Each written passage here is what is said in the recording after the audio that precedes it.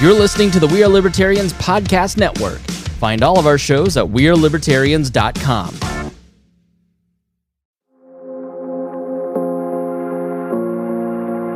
For those of you listeners who know my background a bit, you might remember the stories of my first few jobs after college. From being a mall cop to selling makeup door to door, I realized that I had skills that were being underutilized and that these minimum wage jobs couldn't support me or last forever. I spent years going through YouTube, reading books, listening to podcasts, and taking enough online courses to reinvent myself as a professional copywriter and digital marketer. Years later, thanks to my side hustles and drive, I've worked with national news outlets, multi-million-dollar tech startups, nonprofits, and celebrities to build their brands and drive sales. None of this could have happened if I didn't develop in-demand skills. I had to do this alone, but you don't have to. You have Hustlers University 2.0. Hustlers University 2.0 is a community where you can learn real skills to earn money online today, starting with side hustles you can use to elevate your game. I'm not just an advocate for Hustlers University, I'm also a student. Every professor is verified to be making $10K to $500K monthly in their selected field.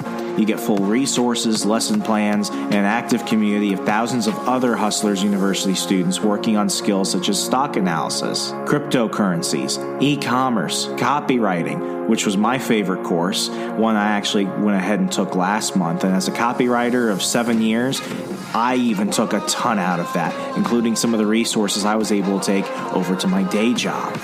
You also learn freelancing, financial planning, affiliate marketing, business management, and so much more. If you're tired of depending on a boss who hates you to deliver your paycheck, or have learned since the lockdowns that controlling the source of your income is vital to your individual freedom, sign up for Hustlers University 2.0 today using the link in the show notes.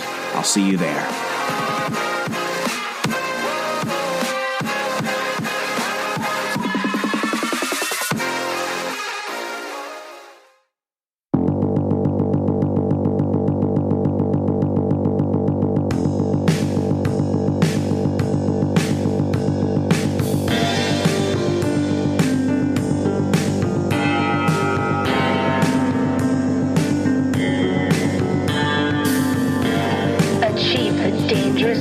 You dream of in your lifetime. You're listening to On the Run with Remzo W. Martinez.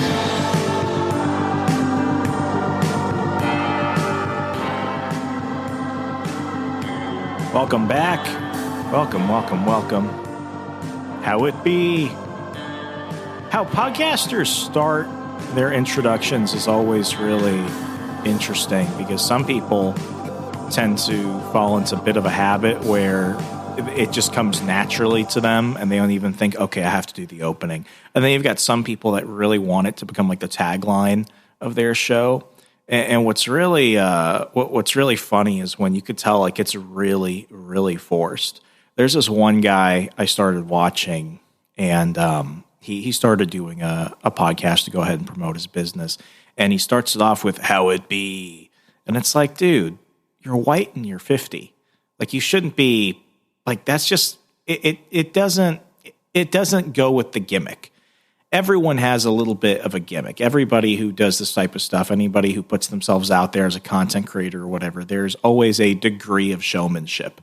But sometimes it comes off as just way more unnatural than you probably intended. Now, I see this with a lot of new people. When I started doing this in 2015, 2016, I definitely made it awkward at the beginning, and my outros were just as awkward. Now I just kind of fall into a routine of say this, say that, and it's pretty much done. I don't really think about it as much. That's why so often on the show, especially when I have guests, I just go straight into it because it's like you're not really here really for the people. You're here because they're addressing a certain thing or a certain topic, or they're going to answer a specific question that you want. You just want to get straight into it. And if you really care about them, you'll go in the show notes and read that stuff.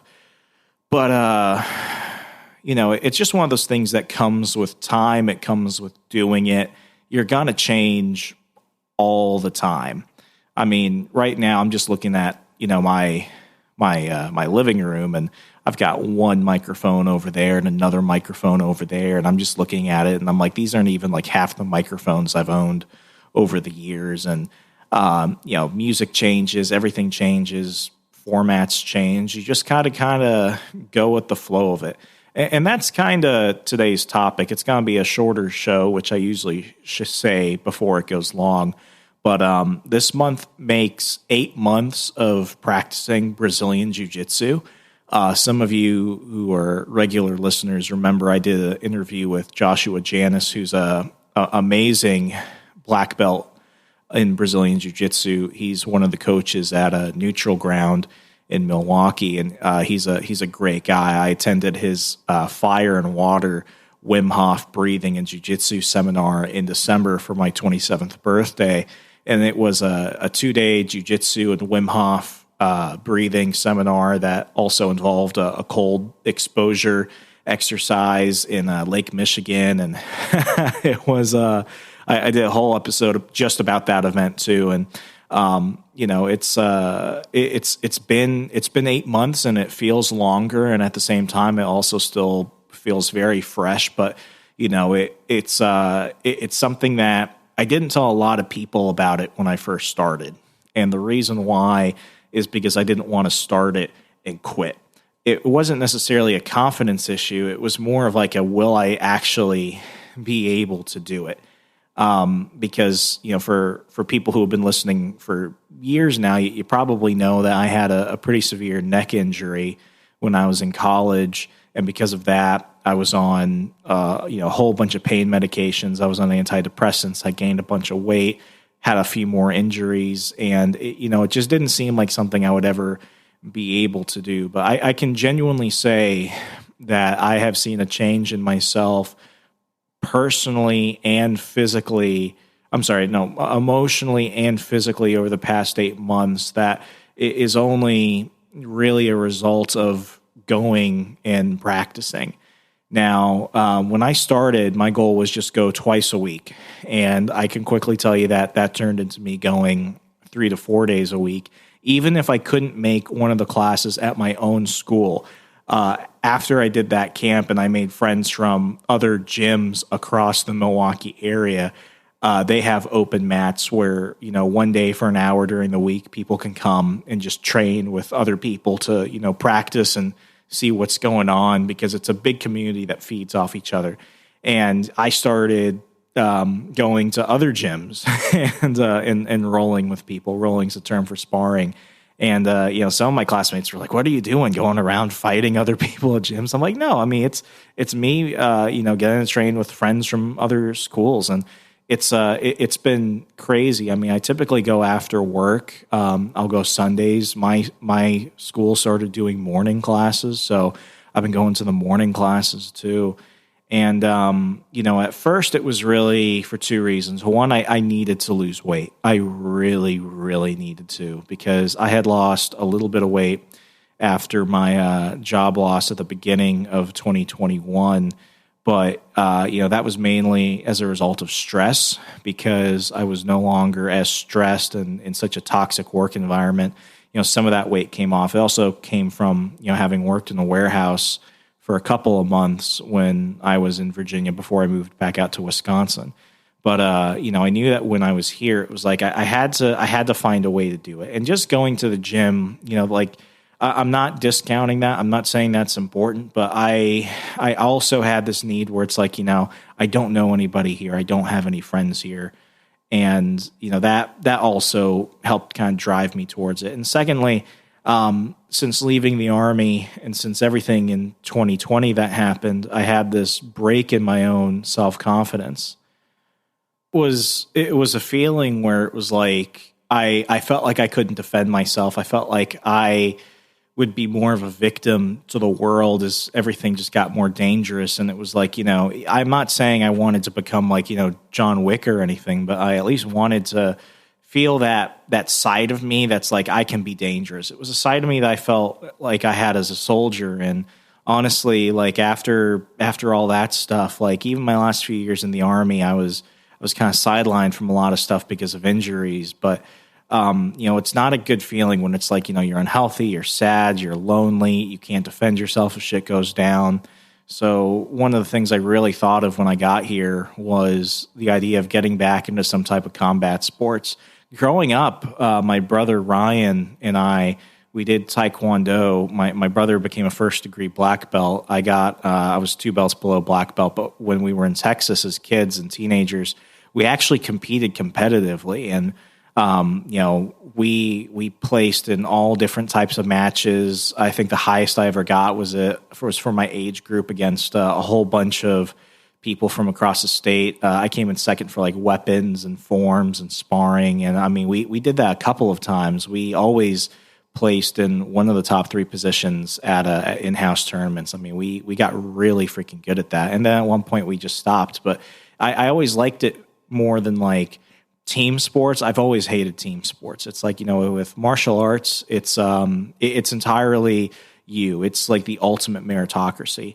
So it was one of those things where it's like, fall back to what fall back to what you want to do. Originally, I actually wanted to try and do boxing. The issue with that, though, is because of my neck and because of my history of concussions, as much as I love watching boxing, it was one of those things where it's like, I know that if I get a few hits to the head, I'm probably dealing with more than just a concussion at that point.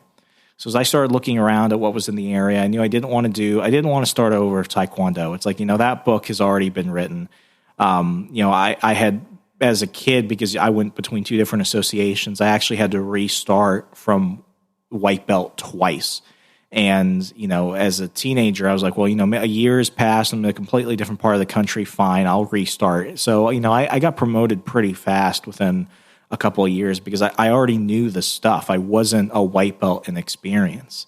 It's just that I was with a different association and they didn't recognize my former stuff. And, it was like, whatever, let's just go ahead and do this. So the idea of doing that again for Taekwondo just wasn't it. I also realized in the Army that Taekwondo is just not a practical self-defense martial art. It just wasn't. I wasn't going to do karate either. And there's a Krav Maga school, but, I have certain physical limitations where it was just like, I have to find something more practical. So I started looking around and I saw that there were a bunch of jiu-jitsu academies in and around Milwaukee, and there was actually one up the road from my apartment. So I went there, spoke with the coaches, and let them know kind of like where I was coming from, what I was looking for, and I signed up that day. And it has been one of the best decisions I can honestly say I've made in my life, because I am just – it's made – here, let me say this. Jiu-jitsu is so freaking difficult. It makes everything else in life seem like nothing in comparison.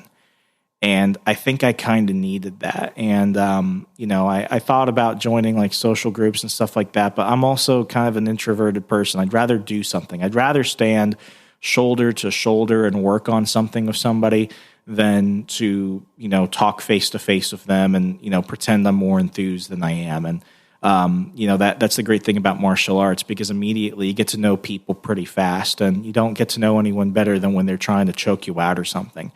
So immediately, my first couple months, it was a challenge. Like, getting into a routine was already really freaking difficult. After work, the last thing I wanted to do was that, really. I was thinking, okay, once or twice a week, just try and do that. So it got to the point where it just became really fun, and I started learning and doing really cool stuff. And even me being the injured bigger guy, older than some of the people, it was like, this is actually, like, I'm actually seeing this in effect. Like, it was like a superpower. It was awesome. And the first 3-4 months was absolute, like, ass kicking. Like, there's a beginner's class that my school offers, but you only really focus on one thing, and then you just really drill it down so you get good to that one thing. The other classes, it's like half teaching you a couple of things that maybe you're like, 10% good at, and then you have to apply it in a live rolling match where you're just going over and over in these time matches with people, and they don't segregate by belt color. You're going against everybody, the people that have been there for a while and the people who are way more experienced than you. So I was going to work for months, and at one point, like, I screwed up my ankle. I got, a whole bunch of cuts on my face. I fractured a finger. Well, that's more recently. Like, I had just bruises all over my body. I threw out my back at one point. I had to start seeing a chiropractor, messed up my right knee. Like, at one point I was like, am I freaking crazy? Like, should I even keep doing this? But I was seeing the reward, because when you can actually use something that you learned in class against another student who's your opponent when you're rolling, and you're like, oh my God, like I was able to take this person out and this person was just wiping the floor with me. It's an amazing thing. And, I remember some of the people that I was rolling with at the very beginning. I was almost terrified to go up against them, and they are very talented, and they would just wipe the floor with me. But now it's like I'm in a different place. They're still better than me, but it's a harder fight for them, and I'm not even tapping out as much. And it's those small victories that really, really bring it together. The one thing that kind of frustrated me at the beginning, but I've kind of seen now is a blessing in disguise, is the belt and rank system. It's different than other martial arts, and it was very different than what I thought it was going to be like with Taekwondo. With Taekwondo, people who, and we discussed this in the episode with Joshua a few months back. You can go ahead and listen to that, where we talk about the idea of McDojos. There were a lot of people that I did Taekwondo with who never competed, who rarely sparred, who kind of just went on autopilot, and they were getting promoted irregardless of their real ability to master those skills. And, it's called a 7-year-old black belt syndrome. It's like in the kids programs, stuff like that, where you see kids that are still like getting help from their parents wiping their own ass, who are black belts apparently. That doesn't exist in jiu-jitsu. One, for like the kids program, as I learned, they have a completely different belt system. You'll never see a 7-year-old black belt. Secondly, in jiu-jitsu, you've got your white belt, you've got your blue belt, purple belt, brown belt, black belt. It's one, you only take one test, and some schools do it differently, but for mine at least, and a few of the others that I've got friends that they only test you once, and it's when you're going for your blue belt. And it is like, it's really hard to rank up in jiu-jitsu. You have to put in a lot of mat time, and you have to master a lot of skills. Jiu-jitsu is different because it's way more technical. And if you screw up one little thing, you compromise the whole fight. So, for example, most people can be a white belt for 2 or more years. I've been doing this for 8 months now. I was going 3-4 days a week, still am, doing private lessons with my coach to do stuff. And it wasn't until January of this year that I got my first stripe on my belt. You got to get 3-4 stripes or something like that to qualify for the next belt. And it's entirely based off whether or not your instructor believes you've actually mastered that.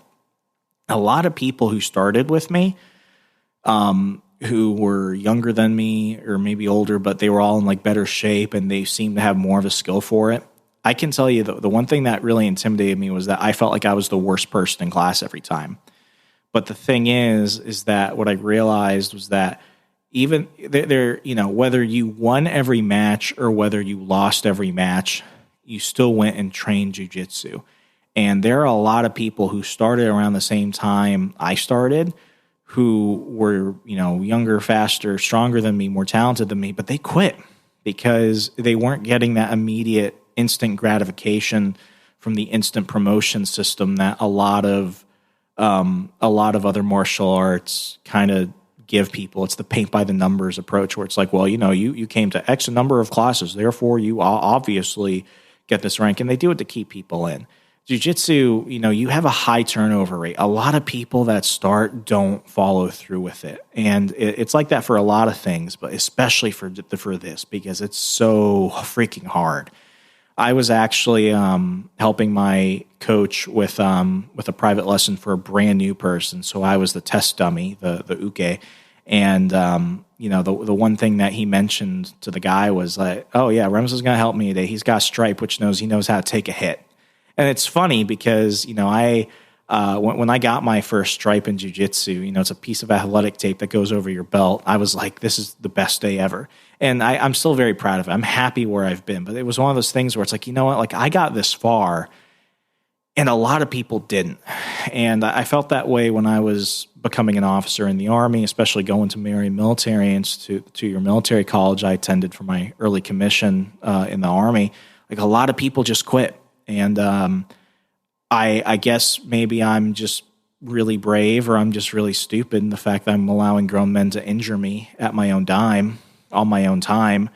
But it was one of those things where it's like, it takes a lot of freaking time. And it became less about the belt. And I didn't go into it because it's like, I want to be a Brazilian Jiu-Jitsu black belt one day. One day, maybe. It really is, as I began to realize, like, it's going to be a long slog, I really had to dial in on, like, what am I really doing? One, I wanted to get in better shape. Since then, I've lost 10 pounds.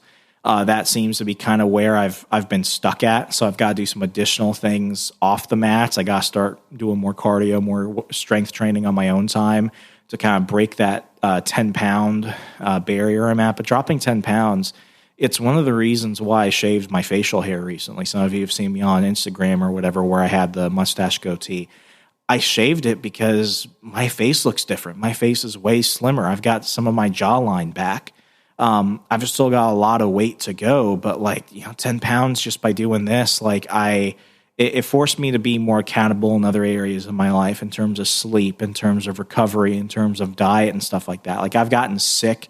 I had COVID, I had to take a couple weeks off and stuff like that, but I was still watching what I was eating. I was still watching videos on YouTube, and I was communicating with my coach on what were we working on and where are some things I could read or whatever. And it became, something where it was like, I also did it to make friends, and almost all my friends here now are in the jiu-jitsu world. And, if I've said anything, it's that you've got to surround yourself with people that are going to lift you up. In my old life in the political world, I quickly learned who my friends were and who they weren't. And it wasn't a group of people that were lifting each other up. Whereas this is a place where everyone is there for different reasons. And I don't necessarily feel a lot of that toxic competitiveness I felt at other places in the past. The school that I finished doing Taekwondo at, because I was just done with it, as I spoke about in that episode of Joshua, was like a toxic Cobra Kai school. It was a horrible experience. I felt like people were out to hurt me. It was not a good situation. Whereas here, I've made some remarkable friends. But more importantly, it's given me a drive to do things that I otherwise wouldn't. Going to that 2-day jiu-jitsu camp when I was still a no-stripe white belt, it was like my third, fourth month. I felt like I had no business doing that, but I'm glad I did. I learned so much. I built a lot of confidence in myself. I accomplished things I didn't think I was going to be able to do, and I made friends out of it. And, things like, waking up early in the morning before work to go to the gym. I'm not going to lie and say I've gotten better at that, but I'm going to morning jiu-jitsu classes. And there's no better way to start the day than letting a whole bunch of grown adults beat the shit out of you. And, it's just been fantastic. But overall, it's really made me evaluate, how am I going to respond to challenges in life? I mentioned earlier, jiu-jitsu is so difficult, it makes everything else seem minor by comparison. A big issue I had at the beginning of my jiu-jitsu career, and I still struggle with this to a degree, is panicking. When somebody's on top of you, when somebody's got their arm around your neck, when somebody's got your arms or your legs in a position where it's like you can't control it and somebody is basically manhandling you, you panic. And, it's been one of those things where it's like when you panic, you're giving them more opportunity to beat you and to win and to dominate you. And the big thing I had to learn was just, calm down, breathe. Slow is smooth and smooth is fast. And it's been a great way for me to really deal with a lot of things where it's like, what is the real inconvenience? What is the real challenge? Is there a way to get out of this, or is there a way to resolve this, or is there not a way? And in jiu-jitsu, there's almost always a way. But even when you can't find a way, you then have to really just come to terms with, what's going to happen now. And it forces that complex problem solving in a much more real and dangerous way, because the repercussions are more immediate. It's made dealing with people in the office easier.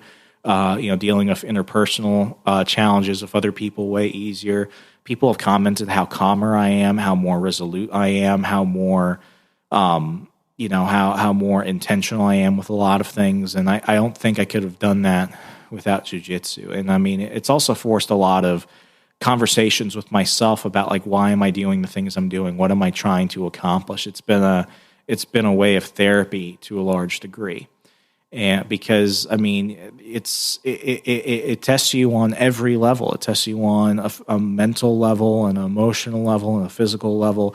It's one of the few things where you're really gonna do that. And I see this with a lot of athletes, but a lot of my role models are in the fight community. Floyd Mayweather, Travis Stevens, the judo Olympian, and all those people. Like a lot of my favorite athletes growing up, they're almost all fighters, and they're different than other athletes because it's not just a reflection of the dedication they put into becoming really good at those things. It's a way of fighting a lot of things at the same time. It's never just about boxing. It's never just about judo. It's never just about jiu-jitsu. It's people trying to combat a lot of things. And it's why I've done so many episodes in the past about why, people need hobbies. People need something that's going to test you, something that's going to test you intellectually, something that's going to be really for leisure, and then something that'll, provide you fun and, help you at the same time with your physical health, because we need to do all those things. I think it helps make us a better person. It certainly has helped me become what I feel is to be more well-rounded, because everything that I really do in my life, even things I really enjoy, like my other podcast, the Second Print Comics podcast, which is all about comic books and movies, it's like everything I kind of do is tied to money. And that's not to say that it's not fun, but it changes the relationship between the things that you used to love purely because you love it, and now you're doing it more for financial reasons. And jiu-jitsu is the only thing I really have in my life that I'm not trying to get big off of. I'm not trying to make money off of it. I'm not going to become a professional MMA fighter or anything like that. This was entirely for me, and I don't have to share it with anyone else. I don't have to, this doesn't factor into my career or anything. This was entirely just for me, and it's really made me prioritize my own health and my own time and what brings me happiness. I know a lot of people don't understand it because a lot of people are adverse to violence, and they look at the injuries and, the stuff like that, and they think it's not worth it. But that's a you thing, because for me, it is one of the best decisions I think I've ever made, getting back into it, when I felt like a stranger in a strange, cold land. And I see myself doing this for as long as I'm physically capable. Even when I went back to Virginia for Christmas, I even met up with a local school there. I reached out and said, hey, I'm currently training, but I'll be home for a few weeks. Can I come train? They're like, yeah, come train for free. And it's fantastic. And when I go back to Virginia next month, I'm going to go back and train there, hopefully. And because it is the one time of the day where it's like I can also put away my phone. I don't have to deal with anybody else.